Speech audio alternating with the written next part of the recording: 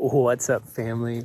I am literally sitting on a tree here in the swamps of Florida, and I was doing some reflecting, and I wanted to record this transmission for you around how to shift your self-shame into gratitude and appreciation. Because I was reflecting on this moment that I had several years ago, where I got a reflection from a friend of mine who let me stay at her house, and I had woken up in late for a flight, and I rushed out as soon as I could, and I really couldn't even say goodbye, and I just rushed out. And she let me know that she'd been so disappointed in me because when I had left the room, I hadn't even taken the time to make the bed or strip the sheets or anything. And I was so encapsulated in my experience of trying to make the flight. I hadn't even thought of it.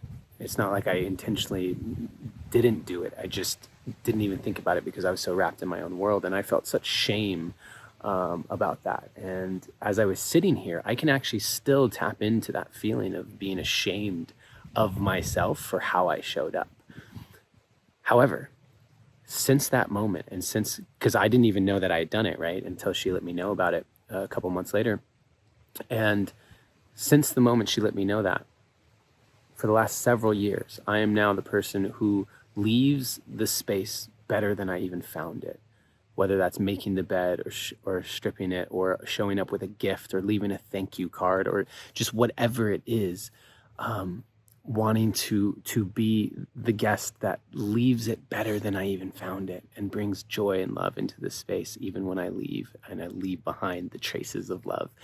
And so while I'm sitting here, I can be in the self-shame. I can beat myself up and say, I really wish I hadn't done that thing and I'd shown up better. However, what I can do instead, as another option, is sit here and have such gratitude and appreciation for myself for how I've responded to that, who I've become as a result of that, all of the love that I've gotten to give to people, and gratitude and thanks that I've gotten to shower on people as a result of that. And often we get stuck in these shame spirals that are about a moment of how we showed up, when in reality, who we become from those moments is the more important and more present reality. And so my encouragement to you right now is, if there's anything that you're still holding on to from a shame standpoint, if you are guilting yourself over something that you did in a moment, breathe into it. Thank yourself for how much you care to even let that affect you still.